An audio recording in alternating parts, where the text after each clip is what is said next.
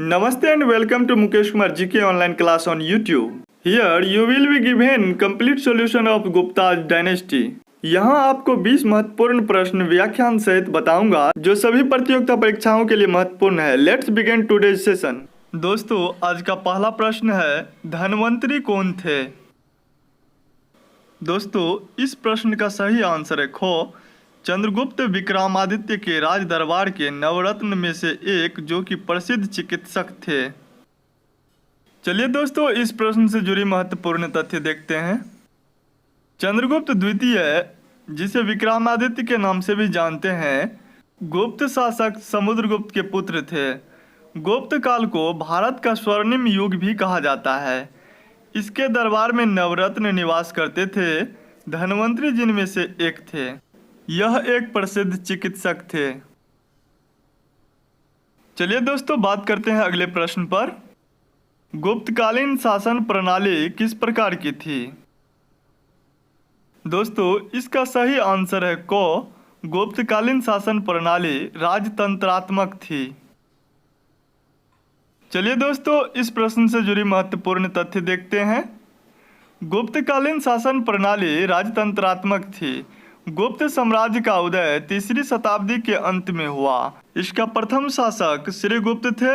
अन्य शासक थे घटोत्कच गुप्त, चंद्रगुप्त प्रथम, समुद्रगुप्त, रामगुप्त, चंद्रगुप्त द्वितीय, विक्रमादित्य, कुमारगुप्त प्रथम, स्कंदगुप्त, पुरुगुप्त, कुमारगुप्त द्वितीय आदि। चलिए दोस्तों देखते हैं अगला प्रश्न। फाहियान द्वारा रचित ग्रंथ फोकवोकी में निम्नलिखित में से किसका विवरण नहीं मिलता है? दोस्तों इस प्रश्न का सही आंसर है को, बौद्ध धर्म के सिद्धांतों का। चलिए दोस्तों इस प्रश्न से जुड़ी महत्वपूर्ण तथ्य देखते हैं। फाहियान एक चीनी बौद्ध भिक्षु थे जो 402 ईस्वी में उत्तर भारत में पहुंचा। उस समय भारत में गुप्त राजवंश के राजा चंद्रगुप्त विक्रमादित्य का शासनकाल था। उन्होंने अपने रचित ग्रंथ फोकवोकी में बौद्ध राज्यों का, गौतम बुद्ध के उपदेशों का तथा बौद्ध मंदिरों, स्तूपों एवं विहारों का उल्लेख किया। उन्होंने बौद्ध धर्म के सिद्धांतों का संकलन अपने साहित्य में नहीं किया। चलिए दोस्तों अब बात करते हैं अगले प्रश्न पर। दोस्तों अगला प्रश्न है, गुप्त स्थापत्य कला का सर्वोत्कृष्ट मंदिर निम्नलिखित में से कौन सा है? दोस्तों इस प्रश्न का सही उत्तर है खो, देवगढ़ का दशावतार मंदिर। इन्हें गुप्त स्थापत्य कला का सर्वोत्कृष्ट मंदिर माना जाता है। चलिए दोस्तों देखते हैं इस प्रश्न से जुड़े महत्वपूर्ण तथ्य। उत्तर प्रदेश के ललितपुर जिले के देवगढ़ में स्थित भगवान विष्णु को समर्पित मंदिर देवगढ़ का दशावतार मंदिर गुप्त स्थापत्य का सर्वोत्कृष्ट मंदिर है। इनमें भगवान विष्णु के 10 अवतारों का दर्शन मिलता है। चलिए अब बात करते हैं अगले प्रश्न पर। दोस्तों अगला प्रश्न है, अजंता की गुफाओं में किन गुफाओं का निर्माण गुप्त काल में हुआ? दोस्तों इस प्रश्न का सही आंसर है गो, 16, 17 एवं 19। अजंता की गुफाओं में इन्हीं गुफाओं का निर्माण गुप्त काल में हुआ। चलिए दोस्तों इस प्रश्न से जुड़ी महत्वपूर्ण तथ्य देखते हैं। अजंता गुफाएं महाराष्ट्र के औरंगाबाद में स्थित तकरीबन 29 चट्टानों को काटकर बना बौद्ध स्मारक गुफाएं हैं, जिनमें गुफा 16, 17 एवं 19 का निर्माण गुप्त काल में माना जाता है। इन्हें राष्ट्रकूट वंश के शासकों द्वारा बनाया गया था। चलिए अब बात करते हैं अगले प्रश्न पर। अमरकोश के लेखक अमर सिंह किस शासक के दरबार से जुड़े थे? दोस्तों इस प्रश्न का सही उत्तर है घो, चंद्रगुप्त द्वितीय, जिसे विक्रमादित्य के नाम से भी जानते थे। चलिए दोस्तों इस प्रश्न से जुड़ी महत्वपूर्ण तथ्य देखते हैं। अमरकोश संस्कृत के कोशों अर्थात शब्दकोश में प्रसिद्ध और लोकप्रिय है। इसे विश्व का पहला समांतर कोश कहा जा सकता है। इसके रचनाकार अमर सिंह थे, जो चंद्रगुप्त द्वितीय के नवरत्नों में से एक थे। अमरकोश का वास्तविक नाम लिंगानुशासन है, जिसमें संज्ञा और उसके लिंग भेद का शिक्षा दिया गया है। चलिए दोस्तों बात करते हैं अगले प्रश्न पर। दोस्तों अगला प्रश्न है, गुप्त संवत 319 से 320 ईस्वी में जो प्रारंभ हुआ था, इसे प्रारंभ करने का श्रेय किसे दिया जाता है? दोस्तों, इस प्रश्न का सही उत्तर है क, चंद्रगुप्त प्रथम को। चलिए दोस्तों, इस प्रश्न से जुड़ी महत्वपूर्ण तथ्य देखते हैं। समय गणना का भारतीय मापदंड संवत है। गुप्त संवत को प्रारंभ करने का श्रेय चंद्रगुप्त प्रथम को जाता है। भारत में मुख्य रूप से 3 संवत चलाए गए हैं: विक्रम संवत, शक संवत एवं लोधी संवत। विक्रम संवत 57 ईस्वी पूर्व में प्रारंभ हुआ था। शक संवत भारत का राष्ट्रीय कैलेंडर है। यह 78 ईस्वी में प्रारंभ हुआ था। इसे कुषाण शासक कनिष्क ने चलाया। लोधी संवत 160 ईस्वी पूर्व में महाराज ब्रह्मस्वरूप लोधी के राज्याभिषेक के समय प्रारंभ हुआ। चलिए अगला प्रश्न देखते हैं। चंद्रगुप्त प्रथम ने गुप्त संवत का प्रारंभ किस उपलक्ष्य में किया?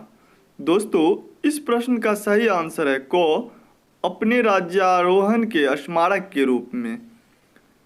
चलिए दोस्तों, इस प्रश्न से जुड़े महत्वपूर्ण तथ्य देखते हैं। चंद्रगुप्त प्रथम गुप्त वंश के तृतीय परंतु प्रथम स्वतंत्र एवं शक्तिशाली राजा थे। विद्वानों का मानना है कि वह अपने राज्यारोहण के स्मारक के रूप में गुप्त संवत 319-20 में प्रारंभ किए। चलिए दोस्तों, बात करते हैं अगले प्रश्न पर। प्रयाग प्रशस्ति अभिलेख का लेखक हरिसेन किस शासक के दरबारी कवि थे? दोस्तों, इस प्रश्न का सही आंसर है क, समुद्रगुप्त के। चलिए दोस्तों, इस प्रश्न से जुड़ी महत्वपूर्ण तथ्य देखते हैं। हरिसेन 4वीं शताब्दी के संस्कृत के महान कवि और मंत्री थे। वे समुद्रगुप्त के राज्यसभा के एक महत्वपूर्ण सभासद थे। 345 ईस्वी में रचित उनकी सर्वाधिक प्रसिद्ध कृति प्रयाग प्रशस्ति है, जिनमें समुद्रगुप्त की वीरता का वर्णन है। इसी तरह ब्रह्मगुप्त ने ब्रह्म सिद्धांत प्रतिपादित किया, जिसे बाद में न्यूटन ने गुरुत्वाकर्षण के नाम से प्रतिपादित किया था। चलिए दोस्तों, बात करते हैं अगले प्रश्न पर। गुप्त काल को प्राचीन भारत का क्लासिक युग क्यों कहा जाता है? दोस्तों, इस प्रश्न का सही आंसर है ख, कला व साहित्य के क्षेत्र में अपने चरमोत्कर्ष पर पहुंचने के कारण इसे गुप्त काल में क्लासिक युग कहा जाता था। चलिए इस प्रश्न का महत्वपूर्ण तथ्य देखते हैं। गुप्त काल में कला, साहित्य व स्थापत्य के क्षेत्र में अभूतपूर्व उन्नति हुई। इसी कारण गुप्त काल को प्राचीन भारत का क्लासिक युग कहा जाता है। चलिए दोस्तों, बात करते हैं अगले प्रश्न पर।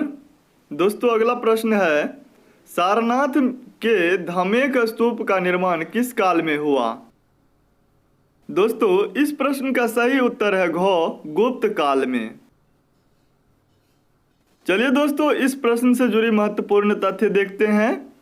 धमेक स्तूप एक वृहद स्तूप है। यह उत्तर प्रदेश में वाराणसी के निकट सारनाथ में स्थित है। इस बेलनाकार स्तूप का आधार व्यास 28 मीटर है, जबकि ऊंचाई 43.6 मीटर है। इस स्तूप की नींव अशोक के समय में पड़ी। इसका विस्तार कुषाण काल में हुआ, लेकिन गुप्त काल में यह पूर्ण बनकर तैयार हुआ। चलिए अब बात करते हैं अगले प्रश्न पर। दोस्तों, अगला प्रश्न है, गुप्त काल की सोने की मुद्रा को क्या कहा जाता था? दोस्तों, इस प्रश्न का सही आंसर है क, दिनार। चलिए दोस्तों, इस प्रश्न से जुड़ी महत्वपूर्ण तथ्य देखते हैं।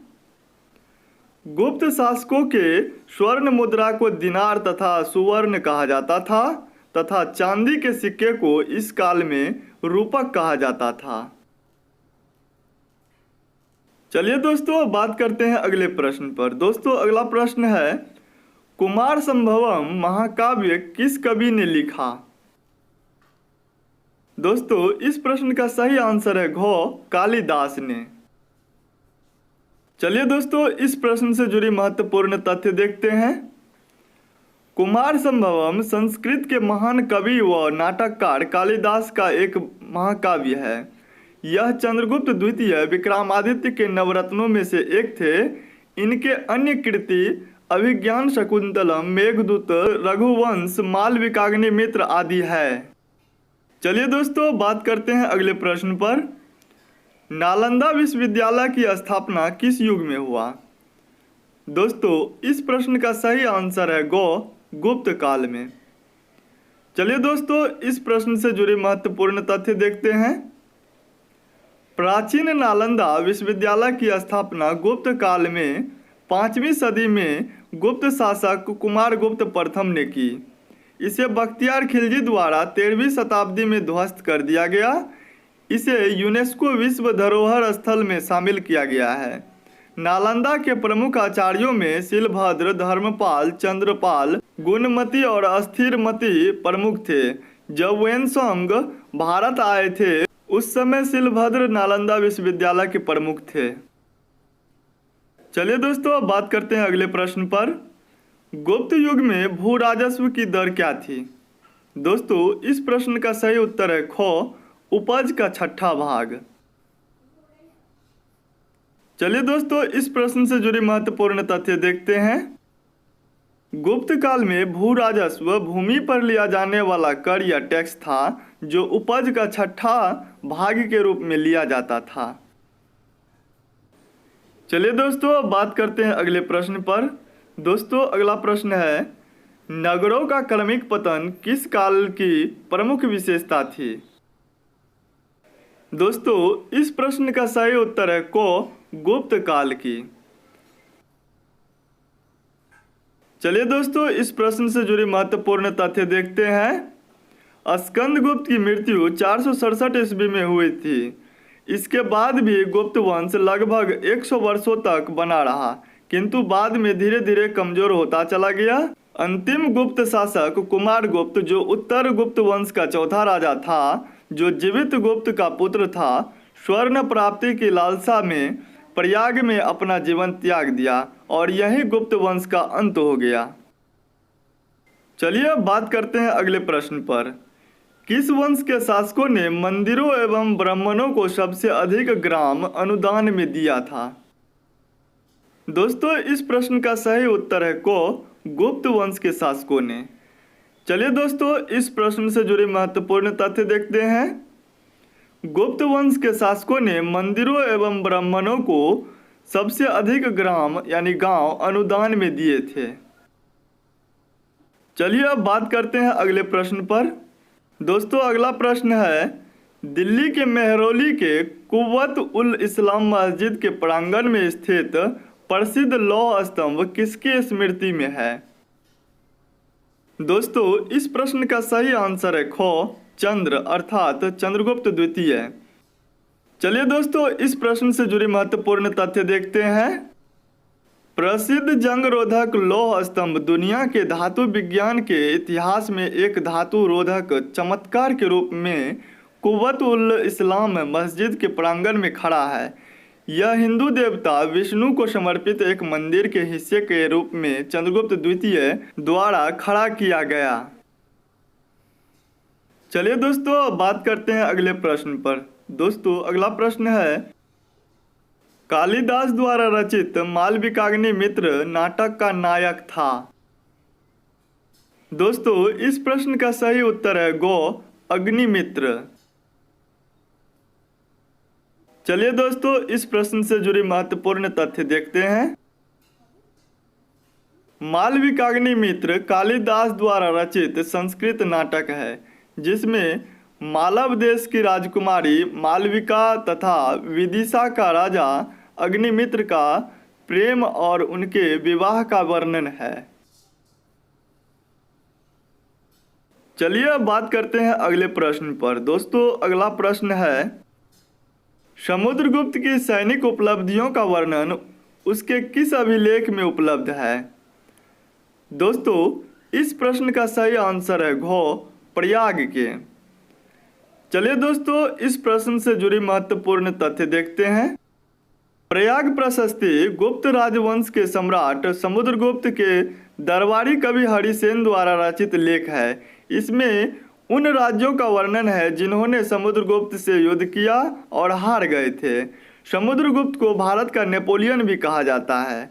इस प्रशस्ति में समुद्रगुप्त के सैनिक उपलब्धियों का वर्णन भी है।